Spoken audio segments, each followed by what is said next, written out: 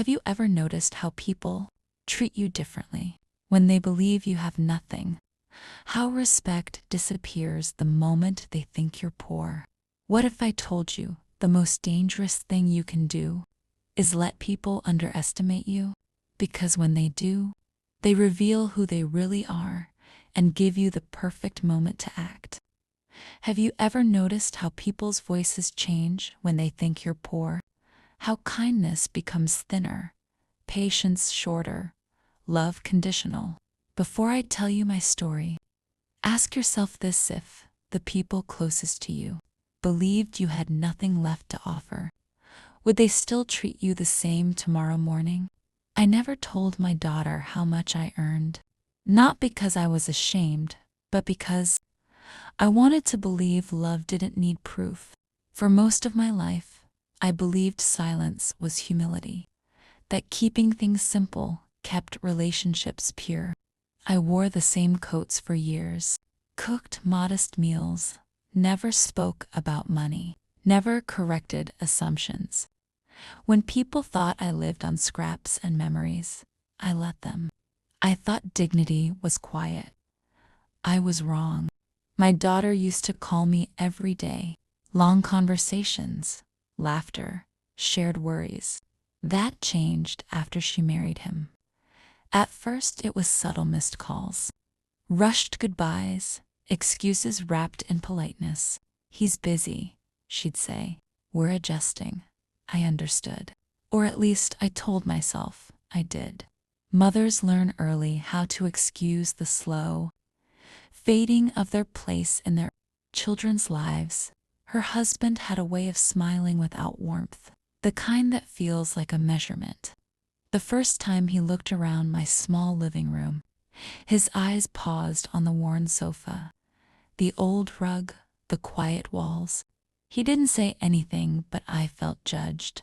That silence was louder than any insult. Still, I smiled back. I always smiled. I worked hard my entire life. I still do. I earned $60,000 a year. I earned every dollar with discipline, patience. I paid off my debts. I saved, I planned. But none of that showed on the surface. I dressed simply. I spoke gently. I never corrected anyone who assumed I was struggling, especially not my daughter. When they invited me to stay with them for a few weeks, I was touched, or maybe relieved. I arrived with a small suitcase and an open heart. The house was large, cold in ways that had nothing to do with temperature. Everything had a place except me. I learned quickly where not to sit, what not to touch, when to speak. I became smaller with each passing day. Her husband's comments started as jokes. "Mom likes the simple life. She's used to getting by with less." Everyone laughed. Even my daughter. I laughed too, because that's what you do when the truth is too heavy to lift in public. But inside, something cracked, not loudly, just enough to let doubt seep in. I cooked, I cleaned, I stayed out of the way. I told myself this was temporary, that respect would return on its own. But respect doesn't return when it's never protected. It disappears quietly, the way love does when you assume it's permanent. One evening, I overheard them talking in the kitchen. They didn't know I was awake. His voice was sharp, careless. "I can't believe we're responsible for her now. She has nothing, no savings, no future." My daughter didn't argue. That silence hurt more than his words. That was the moment I realized something terrible. My silence had taught them who I was allowed to be. That night, I lay awake, staring at the ceiling, my chest tight. I wondered when my worth became negotiable, when love turned into tolerance, when being a mother meant being invisible. And I wondered something else too. What happens when people finally show you who they are and you can't unsee it? I could have spoken then. I could have told them the truth. I could have said, "You're wrong about me," but I didn't. Because sometimes the most powerful thing you can do is wait. Let people expose themselves fully. Let them believe the story they've created. Let them step confidently into their own cruelty. I folded my clothes carefully the next morning. I thanked them for breakfast. I smiled like nothing had changed. Inside, though, something had shifted. A quiet resolve settled in my bones. They thought I had nothing. They thought I was weak. They thought silence meant surrender. They had no idea what silence was about to cost them. And this was only the beginning. Have you ever felt the room grow colder, even when no one raised their voice? That kind of cold doesn't come from whether it comes from contempt. It creeps into conversations, settles into glances, and before you realize it, you're standing in a place where you are merely tolerated, not loved. I learned that kind of cold very well. After that night in the kitchen, everything changed, though nothing was said out loud. My daughter avoided my eyes. Her husband became bolder, as if my overhearing their truth had silently given him permission to stop pretending. There is something dangerous about being underestimated. People grow careless with their cruelty. At dinner the next evening, he asked me, in front of guests, whether I planned to look for some assistance programs. He laughed as if it were concern. Everyone else smiled awkwardly. My daughter kept eating. I felt my face burn, but I held my fork steady. I told myself, he had a habit of turning my life into a warning story. This is why planning matters, he'd say to others, nodding toward me as if I were an example, not a person. Each word was polished, delivered with a calm confidence. I began to understand how control really works, but through repeated small humiliations that wear you down. One afternoon, I overheard him on the phone. He didn't lower his voice. He didn't have to. "Yeah, my wife's mom is staying with us," he said. Then, after a pause, he added, laughing, "No, she doesn't have anything. Completely dependent. It's embarrassing." Honestly, the word embarrassing echoed in my chest long after the call ended. That night, he finally said it directly. We were alone in the living room. My daughter had gone to bed early. He didn't sit. He stood over me, arms crossed, his shadow long against the wall. "I'm ashamed of your situation," he said calmly. "It reflects badly on us, on my wife, on me." Then came the sentence that still rings in my ears. "You should consider leaving, for everyone's sake." I waited for my daughter to come down the stairs. I waited for her to interrupt, to defend me, to say my name the way she used to when she was small and scared. She never came. Silence filled the space where love should have been. I went to bed that night without crying. Shock does that tit numbs before it wounds. I lay there replaying every sacrifice I had ever made, every late night, every dollar saved, every time I put her needs before my own. And I realized something painful and liberating all at once. The version of me they despised was the version I had allowed them to invent. The next morning, my daughter finally spoke. "He didn't mean it the way it sounded," she said softly, eyes fixed on the counter. "He's just stressed." That was it. No apology, no defense, just an explanation for cruelty, offered like a bandage over a deep cut. I nodded. I told her I understood. I always said that. Understanding had become my role. But something else had begun to grow inside me, clarity. I saw the hierarchy clearly now. Comfort over conscience, status over loyalty. And I knew then that if I stayed, I would disappear completely, not physically, something worse. I would become a shadow that people spoke about, not to. That afternoon, I packed my bag quietly, carefully. I folded each item like a goodbye. I wouldn't be allowed to say. When I walked to the door, My daughter watched from the hallway. She didn't stop me. She didn't ask where I was going. Her silence was the final confirmation of everything I feared. As I stepped outside, I felt a strange calm. Grief, yes, but also resolve. They believed I was leaving because I had no choice. They believed I was retreating. What they didn't know was that I was finally reclaiming something I had given away to They thought the story ended with me walking out that door. It didn't. That was only the moment the balance began to shift. Have you ever noticed how silence can feel louder than shouting? The kind of silence that follows. Humiliation doesn't bring peace, sharpens your thoughts, arranges your memories, and forces you to see everything clearly for the first time. As I walked away from their house, suitcase light in my hand, I realized something chilling. They weren't relieved I was gone. They were satisfied. I moved into a small apartment across town. Nothing fancy. Clean, quiet. Mine the first night.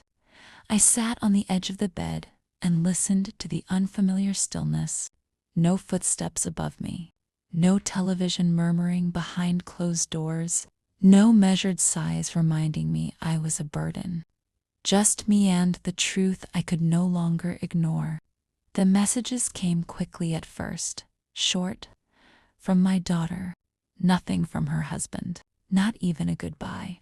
After a week, the messages stopped altogether. That silence wasn't accidental, it was deliberate. They believed distance would erase guilt. They believed time would justify what they had done. But distance has a way of clarifying things. In the quiet of my new life, I replayed moments I had once dismissed.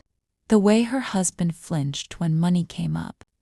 The envy hidden behind his confidence. The way he watched others, measuring himself against them. Always afraid of being seen as less. His cruelty wasn't strength, it was insecurity wearing a suit. Jealousy is a dangerous thing when it goes unrecognized. It grows in dark corners. It looks for someone weaker to stand on, and I had made myself the perfect target. I returned to my routines, work, walks. Slowly, my breath came easier, and then something else returned to clarity. I checked my accounts one night, not out of fear, but habit. The numbers were steady, healthy, quietly powerful. I thought of the way he had spoken about me, so confidently wrong. And for the first time, I didn't feel hurt. I felt prepared.com. A month passed, then another. One afternoon, my daughter called. Her voice was strained, brittle at the edges. She asked how I was. I told her the truth. I'm fine. There was a pause.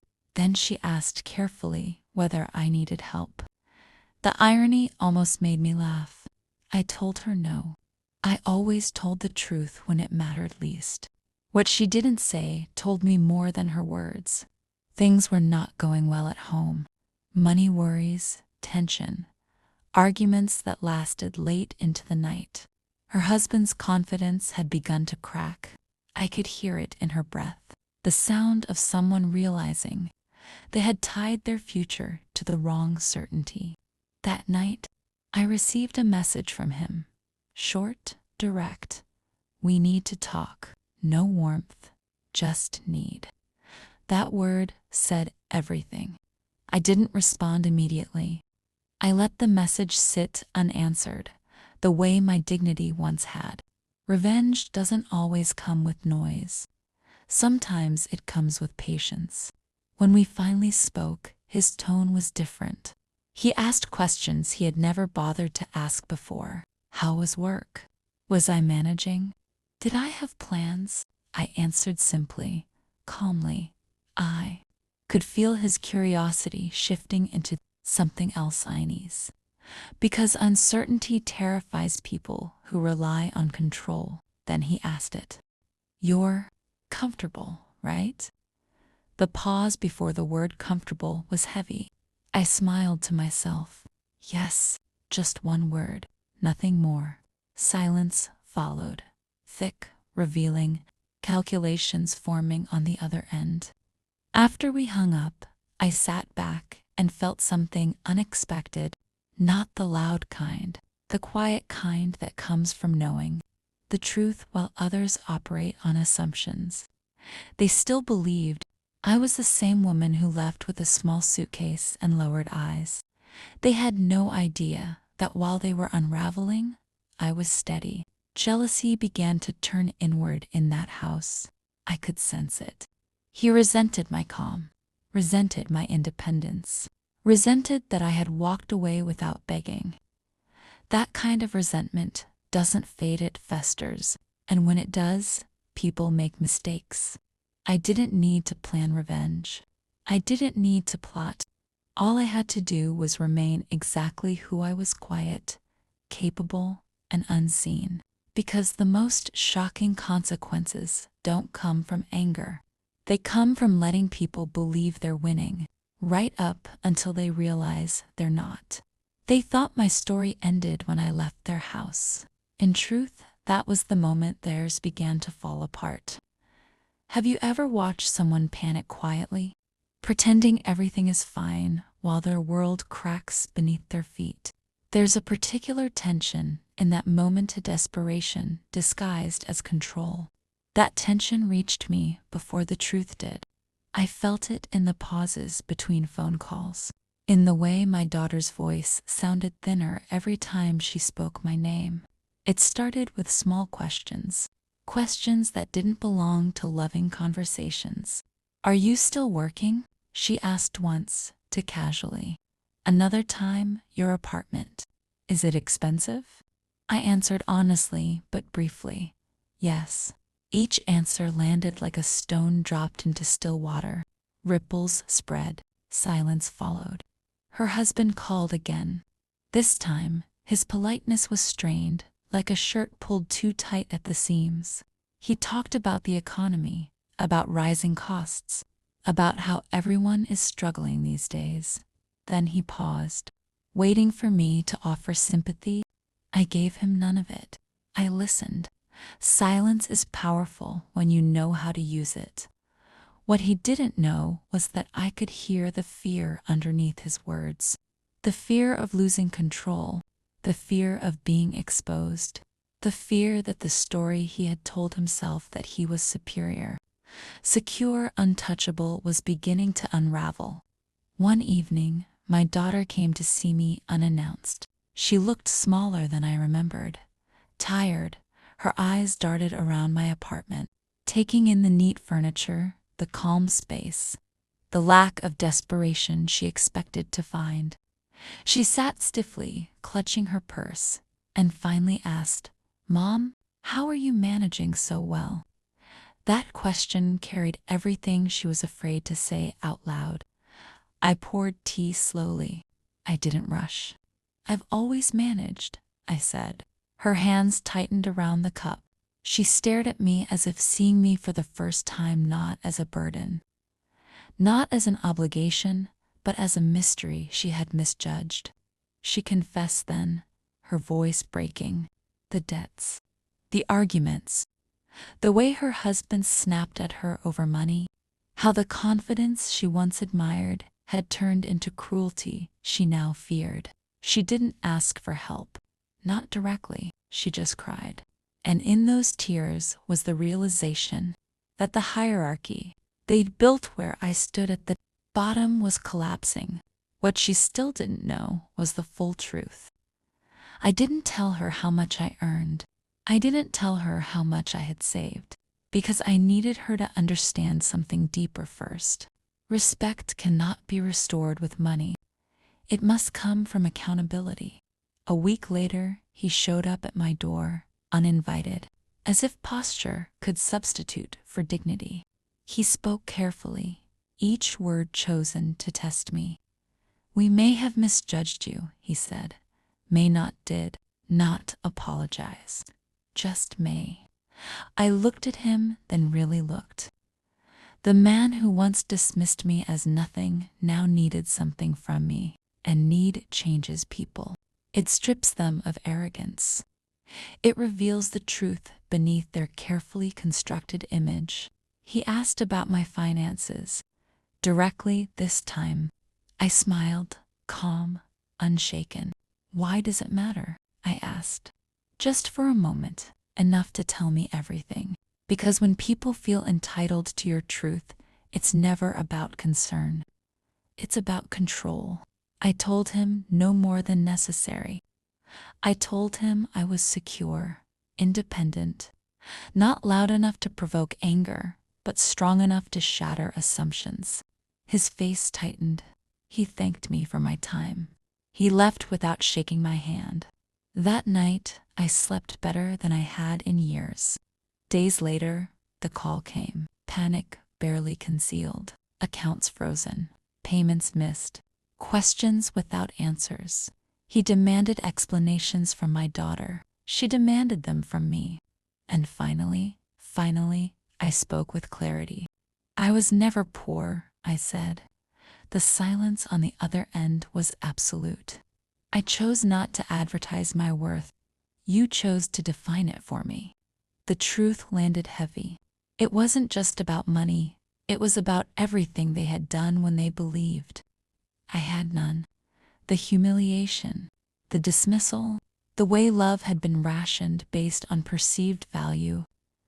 This was the moment they realized I wasn't broken. I never had been. And once that realization takes hold, there's no going back to the lies that made cruelty comfortable. The balance had shifted, permanently.com, and the consequences were just beginning. Have you ever heard fear disguised as authority? It sounds confident at first, sharp words, firm demands, but underneath it trembles, desperate to hold on to something already lost. That night, I heard it clearly, and for the first time, it wasn't coming from me. The call came late, too late for polite conversation.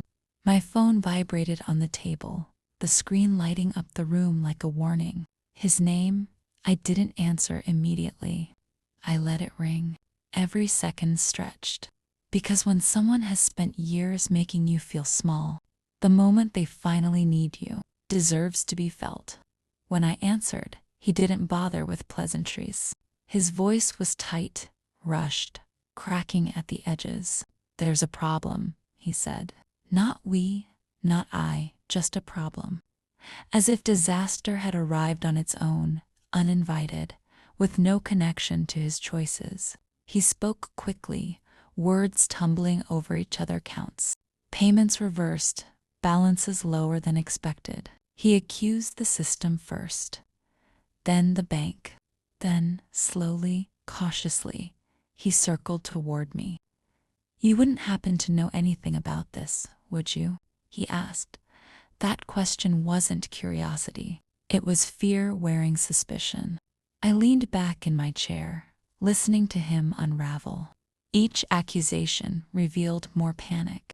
Because when control slips, people show who they truly are, and he was terrified. Terrified of exposure, terrified of consequences, terrified of a woman he once believed had nothing. I told him calmly that my finances had nothing to do with his. Silence followed. Heavy, he breathed hard into the phone. Then came the shift, a moment. Arrogance collapsed into desperation. We need help, he said. I existed again. Suddenly, I mattered. I thought of the night he told me to leave, the way his shadow filled the room, the certainty in his voice when he decided I was disposable, and I felt something dark rise in me, not revenge, but resolve, because justice doesn't always scream. Sometimes it waits until the truth has nowhere left to hide. My daughter called next, crying, her voice fractured by panic and regret. She spoke of arguments that had turned cruel, of accusations thrown like knives, of nights spent staring at the ceiling beside a man she no longer recognized. He says you've been hiding things, she whispered. I closed my eyes. That word, as if privacy were a crime. I told her the truth then, not all of it, just enough. I never lied, I said. I simply didn't correct your assumptions. She was quiet, and in that silence, I heard her shame. Because deep down, she knew she had believed him. She had measured me by appearances. She had chosen comfort over loyalty. He showed up again, this time without politeness. His composure was gone. Anger took its place. He accused me of manipulation, of deception, of ruining his life. Each word was an attempt to shift blame away from himself.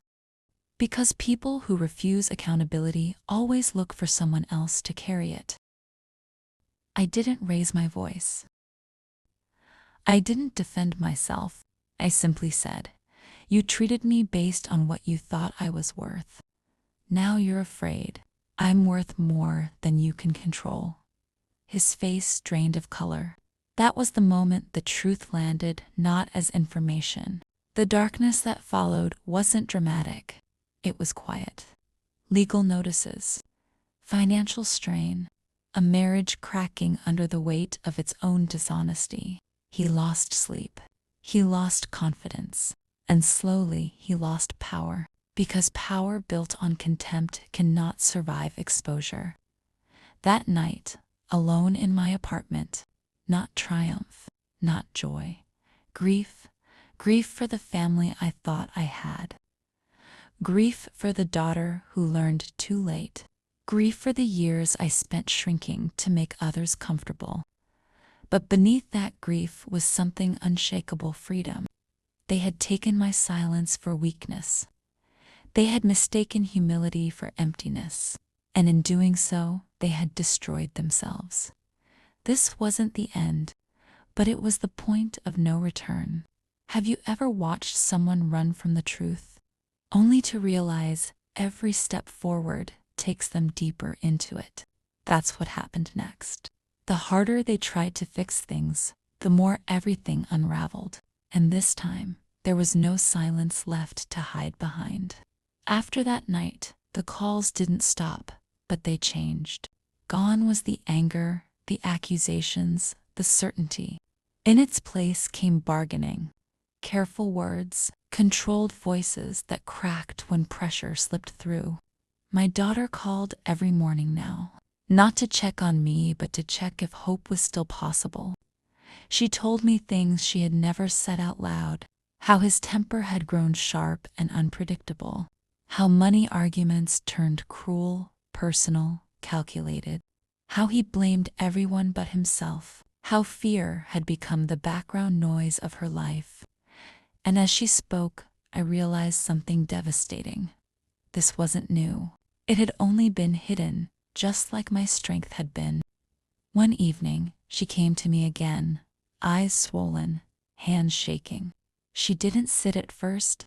She stood in the middle of the room like a child, unsure whether they were about to be punished or forgiven. "He says you ruined everything," she whispered. I nodded slowly. "Of course he does. People like him always need a villain."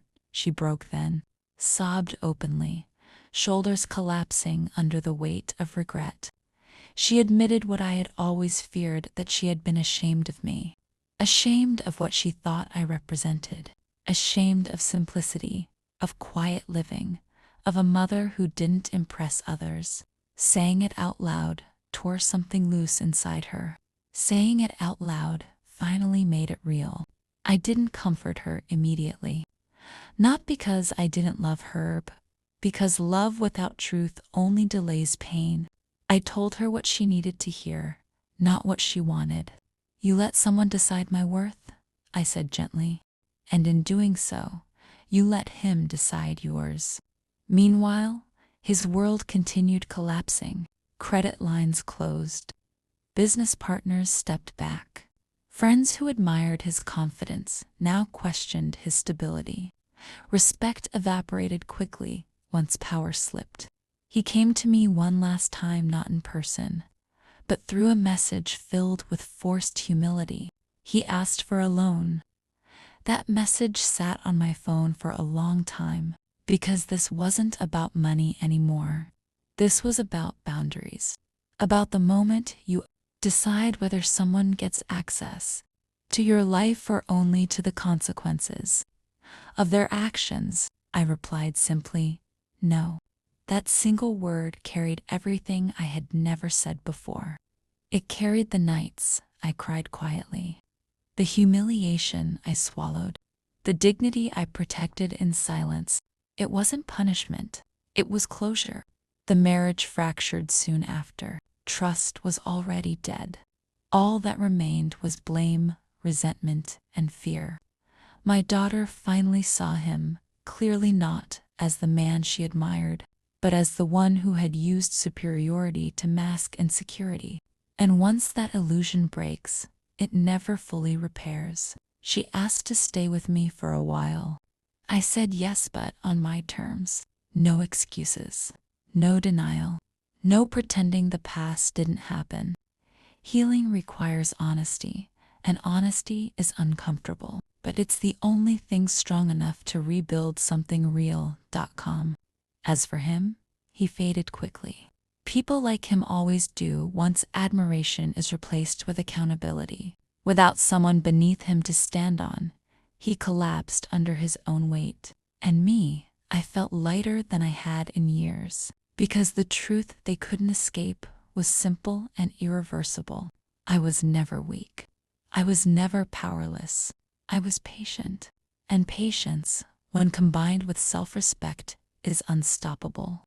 The final reckoning was coming, and this time it would leave nothing unresolved. Have you ever noticed how consequences don't arrive loudly? They don't kick down doors or announce themselves with fury. They arrive quietly, methodically, stripping away illusions, one layer at a time, until the person standing in front of you no longer recognizes the life they built on disrespect. That was the phase they had reached, and there was no turning back. My daughter stayed with me, but the silence between us was different now. It wasn't neglect or avoidance, it was reflection.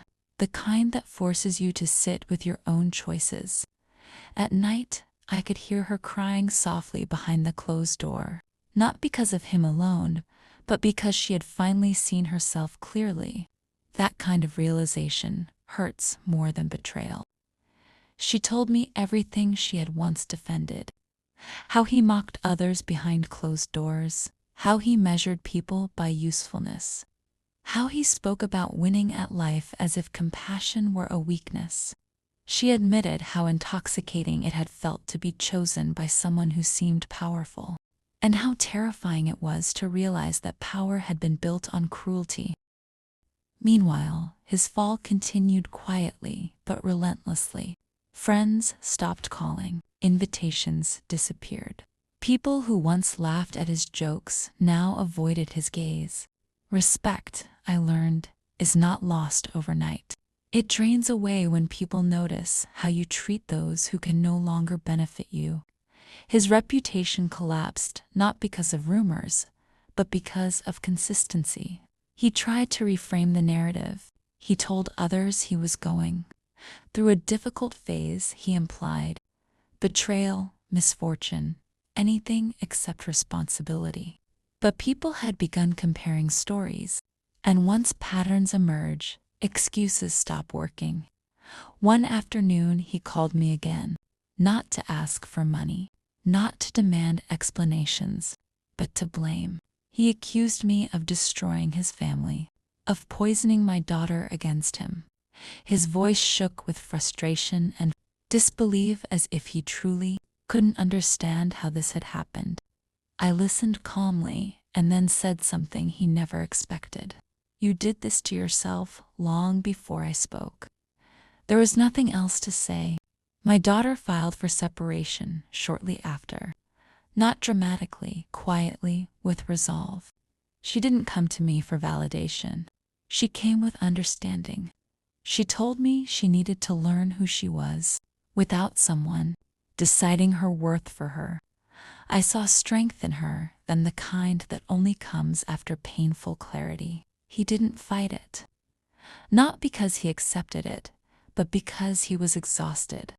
People who live by dominance are rarely prepared for loneliness. And loneliness was all that remained. No audience, no admiration, no one left to blame who would listen. As the dust settled, something unexpected happened. Peace, not joy, not relief. Peace. The kind that arrives when chaos has finally run out of energy. I returned fully to my routines. Work, quiet evenings, long walks.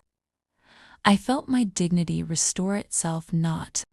My daughter apologized one night, not quickly, not defensively. She named her mistakes, her silence, her fear, her choices. I listened without interrupting. Then I told her the truth. Forgiveness doesn't erase the past. It just frees the future. We both cried, not from sadness, but from release. As for him, he faded completely. Not dramatically, not publicly, just gone. And that, I realized, was the real consequence. Not punishment, not revenge, irrelevance. Because people who build their identity on power cannot survive without witnesses. I learned something essential through all of this. Respect begins where tolerance ends. Silence is not always grace, and humility should never require humiliation. I had mistaken endurance for virtue, but I also learned this. It is never too late to reclaim your place in your own life. They underestimated me. They misjudged my silence, and in doing so, they revealed their true nature, while I rediscovered mine. The story wasn't over yet, but the truth had won, and this time it would stay. Part 8: What Remained After the Storm. Have you ever noticed how life grows quieter after truth has spoken its final word? Not empty, just clear. As if the noise that once surrounded you was never real to begin with. That was the silence I woke up to now. A silence that no longer hurt. The days that followed were ordinary in the most extraordinary way. No fear waiting in the morning. No tension hiding behind polite conversations. No shrinking of myself to fit into someone else's comfort. For the first time in years, I existed fully in my own life. My daughter began to change, not quickly, not dramatically, but honestly. She found work again, rebuilt routines, learned how to sit alone without needing approval. Sometimes she would watch me from across the room, as if seeing me for the first time, not as a burden, not as a background presence, but as a woman who had endured, chosen dignity, and survived without bitterness. One evening, she asked me something simple but heavy. Why didn't you tell me the truth earlier? I didn't answer immediately, because the truth wasn't simple. Because I wanted you to love me without conditions, I said finally. She looked down, tears pooling, understanding too late what that silence had cost both of us. We talked long into the night, not about him, not about money, but about worth. About how society teaches us to measure people by appearances. About how fear of judgment makes us betray the very people who love us most. It was painful, but it was honest. And honesty heals in ways comfort never can. As for him, there were no dramatic updates, no apologies, no redemption arc. Just distance, and that was enough. Some people are lessons, not chapters, meant to be reread. His absence no longer felt like loss, it felt like alignment. I returned fully to myself. I dressed the way I wanted, spoke when I wanted, said no without explanation. I no longer confused kindness with I no longer confused silence with grace. I had learned too late, perhaps. Sometimes I think about the woman I was when I packed that suitcase. The one who believed leaving meant failure. I wish I could tell her this. Walking away is not weakness when staying costs you your soul. Endurance is not noble when it teaches others to hurt you without consequence. People often think strength is loud, that power announces itself. They are wrong. Real strength waits, watches, and then refuses to bend ever again. I did not win because I had money. I won because I reclaimed myself, because I stopped begging for love that should have been freely given, because I allowed people to face the truth of who they were without interfering, without rescuing them from their own choices. If there is one thing this life has taught me, it is this: never make yourself small to be loved. The right people do not need you to disappear in order to stay. I sit now in quiet evenings, tea cooling beside me, light fading gently through the window. The world feels softer not because it changed, but because I did. I no longer fear being underestimated. I understand the danger of it and the power. This is not a story about revenge. It is a story about dignity, and dignity, once reclaimed, cannot be taken away again. End message: a quiet truth for anyone who feels invisible. If you are listening to this and feeling something heavy in your chest, let me say this gently. This story was never just about me. It was about every person who has been loved only when they were useful, respected only when they were impressive, and dismissed the moment they were assumed to have nothing left to give. Life has a cruel way of teaching us. Many of us were raised to believe that staying quiet is grace, that enduring disrespect is strength, that love means sacrificing ourselves endlessly. But endurance without boundaries is not love, it is slow erasure. And silence, when it allows cruelty to grow, becomes permission. I learned this too late, but not too late to matter. There is a dangerous myth that humility requires humiliation. It does not. You can be kind without being small. You can be gentle without being weak. You can love deeply without surrendering your dignity. Anyone who demands your silence in exchange for acceptance is not asking for peace, they are asking for control. What broke my heart the most was not the cruelty of a man who saw people as tools. It was realizing how easily love can be trained to look away, how quickly loyalty bends when comfort is threatened, how often we betray those who raised us because we are afraid of losing approval. That truth hurts, but it also frees.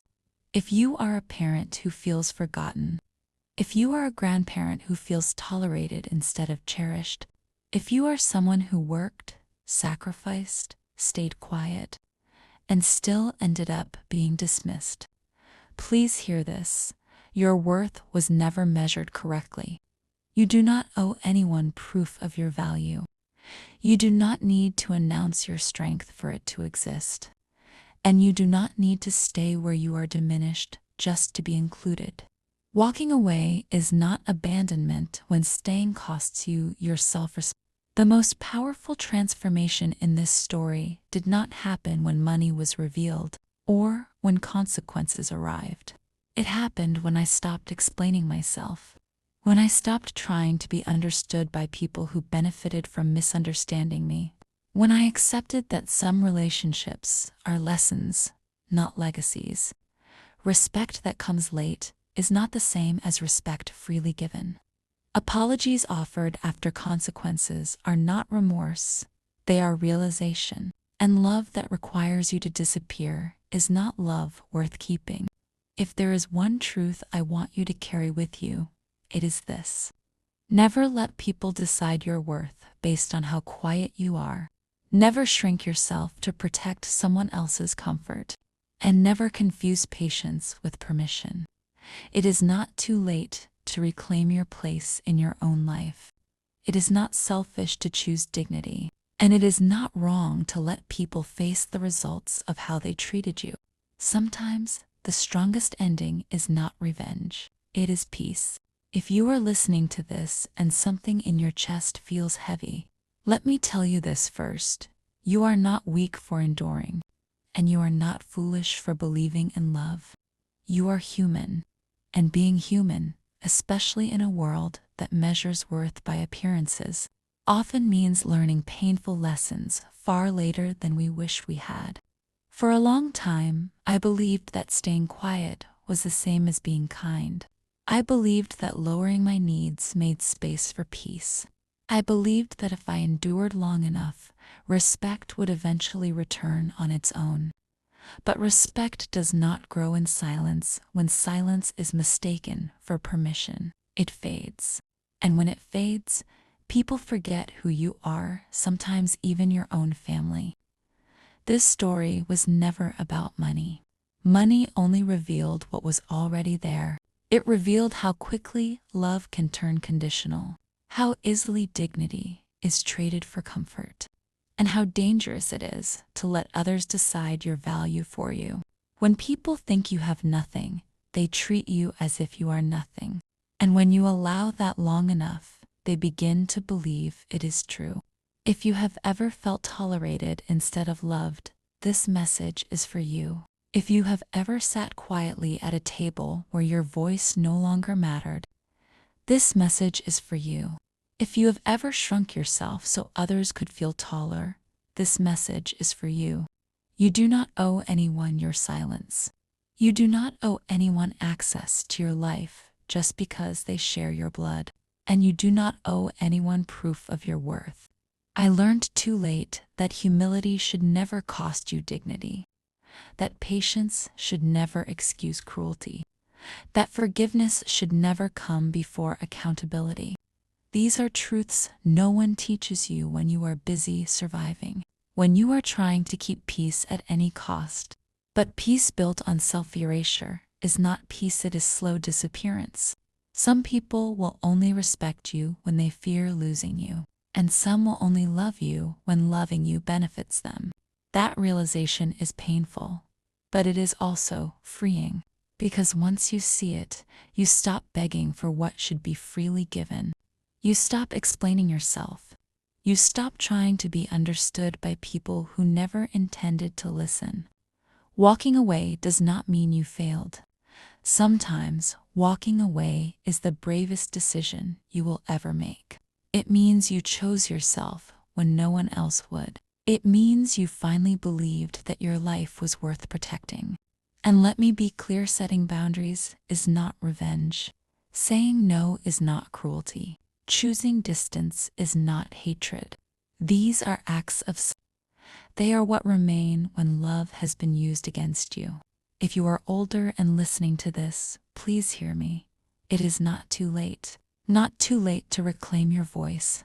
Not too late to change how people treat you. Not too late to say, this is where it ends. Time does not take away your right to dignity. Age does not make you disposable. Your history does not cancel your future. People may be shocked when you stop accepting what you once tolerated. Let them be shocked. Their surprise is proof of how much they took for granted. And if you are younger and listening, learn this now: ever measure people by what they show on the surface. Never confuse simplicity with emptiness. Never assume silence means weakness. Some of the strongest people you will ever meet are quiet because they learned strength the hard way. I do not tell this story to shame anyone. I tell it to warn, to remind, to wake you up before years pass quietly and you wonder. When you stopped mattering in your own life, you matter. Your boundaries matter. Your dignity matters. And anyone who requires you to lose those things in order to stay does not deserve a place beside you. When the noise fades, when the drama ends, when the masks fall away, only one thing remains: how you treated yourself when no one else did. That is the legacy you live with. That is the truth that follows you into quiet rooms and peaceful evenings. Choose yourself sooner. Speak sooner. Leave sooner if you must. Because the cost of staying silent is far greater than the discomfort of being honest. And once you reclaim your self-respect, no one, no family member, no partner, no circumstance can ever take it from you again. That is not just an ending. That is a beginning.